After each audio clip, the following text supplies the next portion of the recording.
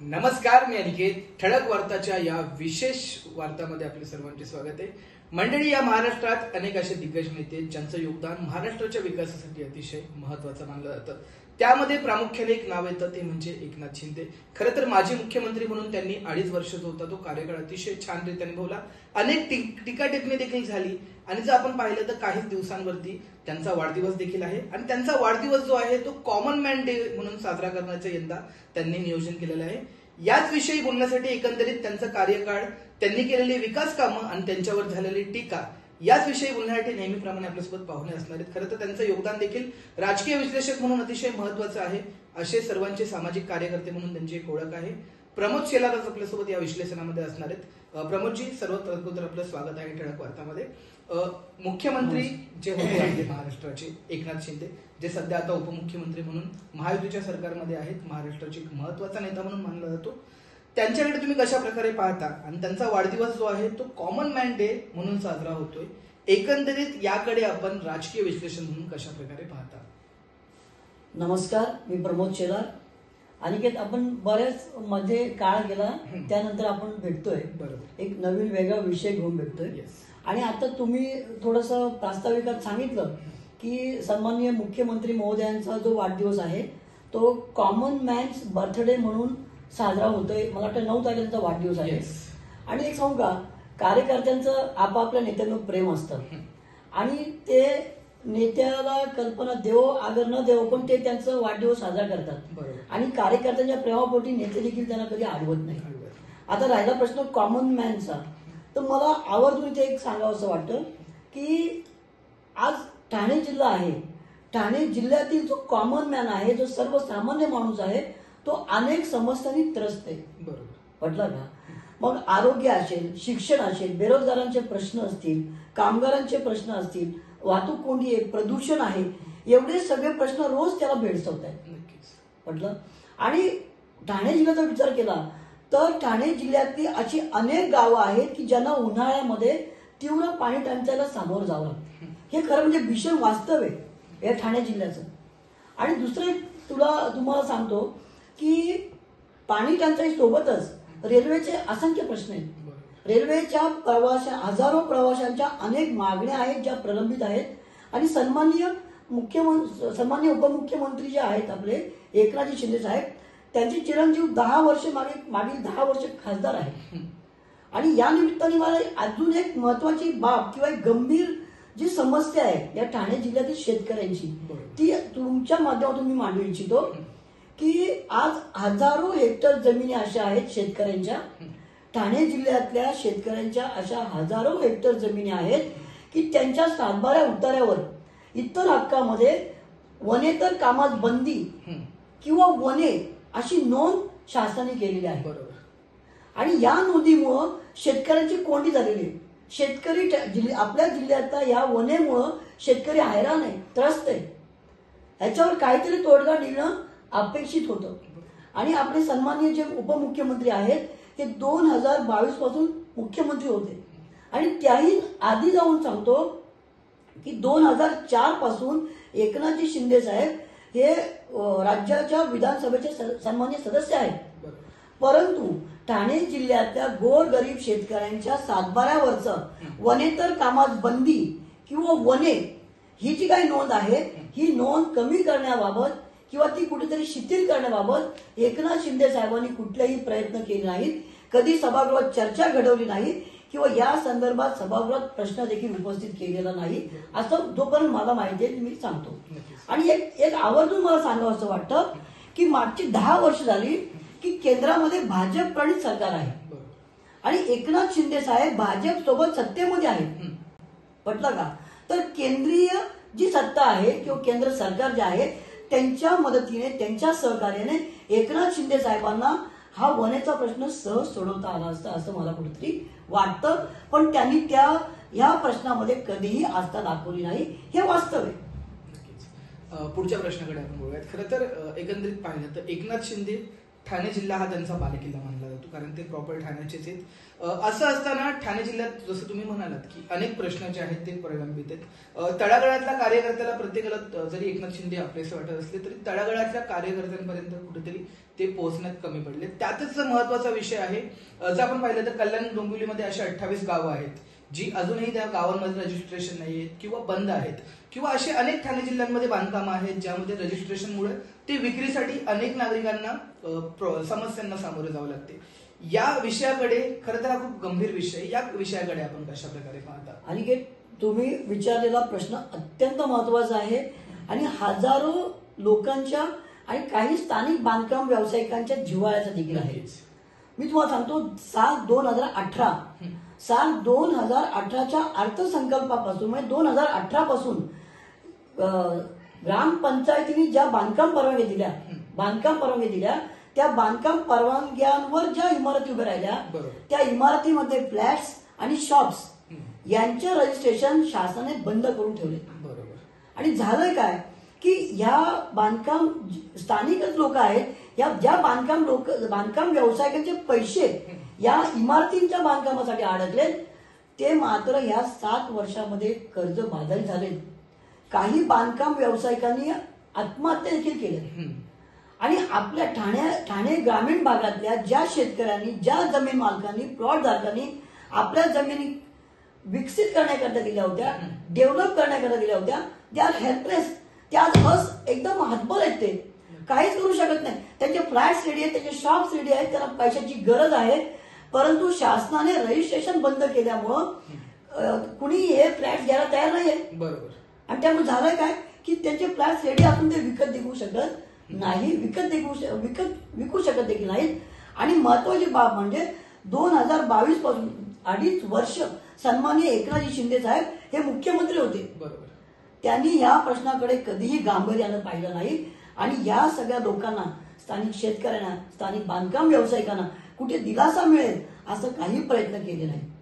आणि याहून एक कॉन्ट्रास्ट किंवा एक ती विरोधाभासाची गोष्ट मी आणखी तुम्हाला सांगू इच्छितो की सन्माननीय एकनाथजी शिंदे यांचे चिरंजीव खासदार आहेत श्रीकांतजी शिंदे, मराठा कल्याण लोकसभेचे जे खासदार आहेत, आणि उल्हासनगर शहर जे आहे ते कल्याण लोकसभेमध्ये येतं. एकनाथ शिंदे साहेबांनी मुख्यमंत्री झाल्यानंतर काय केलं असेल तर उल्हासनगर मधल्या ज्या जुन्या अनधिकृत इमारती आहेत त्या त्यांनी रेग्युलर केल्या, त्या नियमित करून घेतल्या. आणि त्या अनधिकृत इमारती नियमित झाल्यामुळे त्यांचा पुनर्विकासाचा किंवा रिडेव्हलपमेंटचा मार्ग मोकळा झाला. उल्हासनगर मधल्या आमच्या सिंधी बांधवांच्या जमिनी साहेबांनी अधिकृत केल्या, रेग्युलर केल्या, याबद्दल आमचा कुठलाही आक्षेप नाही, उलट आम्हाला आनंदच आहे. ते देखील आमचे बांधवच आहेत. नक्कीच. पण प्रश्न आमचा आहे की ठाणे जिल्ह्यातील ज्या ग्रामीण भागातील लोकांचे रजिस्ट्रेशन शासनाने बंद केले त्या रजिस्ट्रेशन की ती बांधकामं काही प्रमाणात दंड आकारून ते रजिस्ट्रेशन पुन्हा सरकारला सुरू करता आले असते. आणि सन्माननीय साहेब मुख्यमंत्री होते, परंतु त्याबाबत त्यांनी कुठेही लक्ष दिलं नाही. ही नक्कीच आमची खंत आहे. नक्कीच. उल्हासनगर मधल्या आमच्या सिंधी बांधवांच्या जमिनी साहेबांनी अधिकृत केल्या, रेग्युलर केल्या, याबद्दल आमचा कुठलाही आक्षेप नाही, उलट आम्हाला आनंदच आहे. ते देखील आमचे बांधवच आहेत. नक्कीच. पण प्रश्न आमचा आहे की ठाणे जिल्ह्यातील ज्या ग्रामीण भागातील लोकांचे रजिस्ट्रेशन शासनाने बंद केले त्या रजिस्ट्रेशन की ती बांधकामं काही प्रमाणात दंड आकारून ते रजिस्ट्रेशन पुन्हा सरकारला सुरू करता आले असते. आणि सन्माननीय साहेब मुख्यमंत्री होते, परंतु त्याबाबत त्यांनी कुठेही लक्ष दिलं नाही. ही नक्कीच आमची खंत आहे. नक्कीच. जसं की 28 गावं येतात त्या कल्याण डोंबिवली महानगरपालिकेमध्ये, परंतु आजही ते संघर्ष करतायत आपल्या जमिनी विकण्यासाठी किंवा रजिस्ट्रेशनची जी पण प्रोसेस आहे.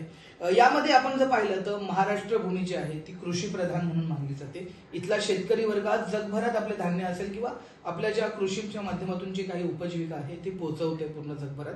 परंतु अनेक असे बाधित जे आहेत शेतकरी, त्यांना अजूनही या संदर्भातला मोबदला जो आहे तो मिळाला नाही.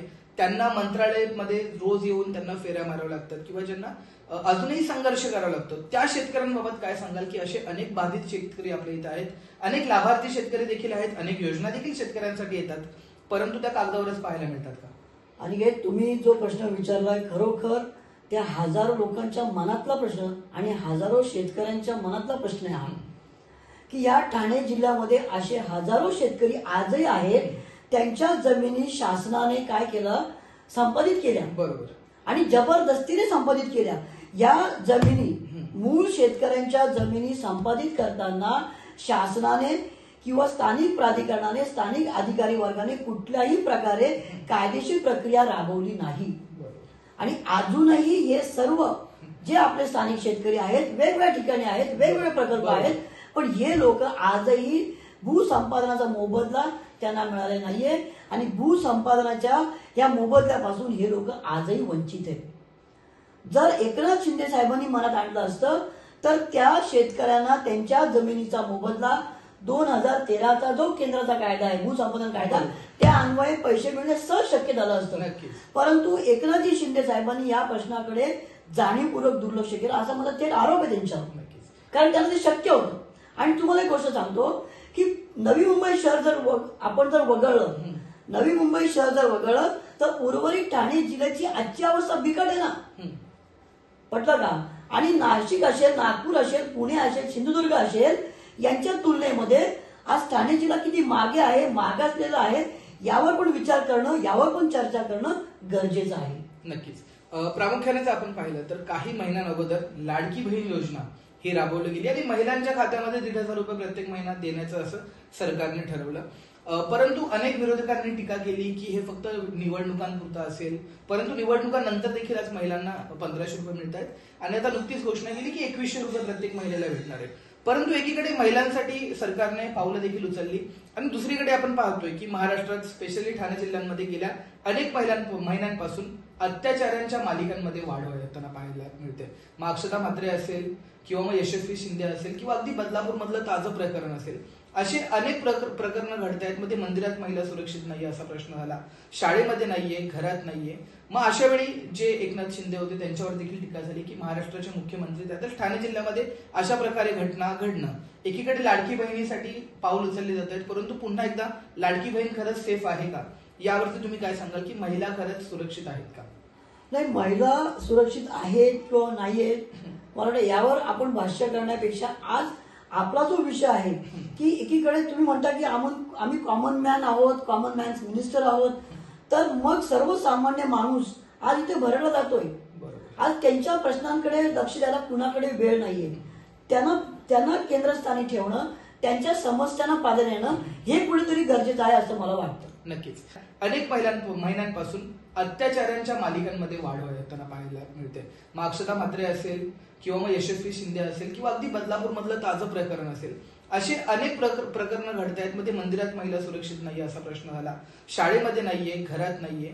मग अशा वेळी जे एकनाथ शिंदे होते त्यांच्यावर देखील टीका झाली की महाराष्ट्राचे मुख्यमंत्री त्यातच ठाणे जिल्ह्यामध्ये अशा प्रकारे घटना घडणं. एकीकडे लाडकी बहिणीसाठी पाऊल उचलले जात आहेत, परंतु पुन्हा एकदा लाडकी बहीण खरंच सेफ आहे का, यावरती तुम्ही काय सांगाल की महिला खरंच सुरक्षित आहेत का? नाही, महिला सुरक्षित आहेत किंवा नाहीयेत, मला वाटतं यावर आपण भाष्य करण्यापेक्षा आज आपला जो विषय आहे की एकीकडे तुम्ही म्हणता की आम्ही कॉमन मॅन आहोत, कॉमन मॅन्स मिनिस्टर आहोत, तर मग सर्वसामान्य माणूस आज इथे भरडला जातोय. आज त्यांच्या प्रश्नांकडे लक्ष द्यायला कुणाकडे वेळ नाहीये. त्यांना केंद्रस्थानी ठेवणं, त्यांच्या समस्यांना प्राधान्य देणं हे कुठेतरी गरजेचं आहे असं मला वाटतं. नक्कीच. पुढच्या प्रश्नांकडे येऊयात की 9 फेब्रुवारी हा जो दिवस आहे तो कॉमन मॅन डे म्हणून साजरा केला जातो, कारण त्या दिवशी महाराष्ट्राचे उपमुख्यमंत्री एकनाथ शिंदे यांचा वाढदिवस आहे. तर या दिवसाकडे तुम्ही कशा प्रकारे पाहता की कॉमन मॅन म्हणजे सर्वसामान्य, तुम्ही आम्ही प्रत्येक जण, आणि त्या कॉमन मॅन डेच्या निमित्ताने तुम्ही काय सांगू इच्छिता? नाही, मी मगाशी पण देखील सांगितलं की कार्यकर्त्यांचं साहेबांवर प्रेम असतं, नेत्यावर प्रेम असतं, ते वेगवेगळे संज्ञा, वेगवेगळ्या व्याख्या किंवा टर्म्स वापरतात. परंतु कॉमन मॅन्स मिनिस्टर ही जी काही एकनाथ शिंदे साहेबांसाठी वापरली जाणारी जी टर्म आहे ती कुठेतरी विसंगत आहे असं मला वाटतं. आणि त्यासाठी आणखी एक माझ्याकडे कारण देखील आहे की जर तुम्ही सांगता की आम्ही कॉमन मॅन आहोत, आम्ही सर्वसामान्य लोकांसाठी आमचं सगळं सर्वस्व आहे, प्राधान्य आहे, तर तुमच्या एक लक्षात मी गोष्ट आणून देऊ इच्छितो की एकनाथ शिंदे साहेबांनी आतापर्यंत मागचे 10 वर्ष ते मंत्री आहेत.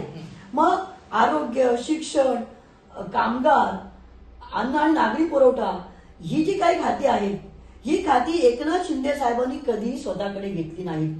ही खाती सर्वसामान्य लोकांच्या जीवनाशी निगडीत खाती आहेत.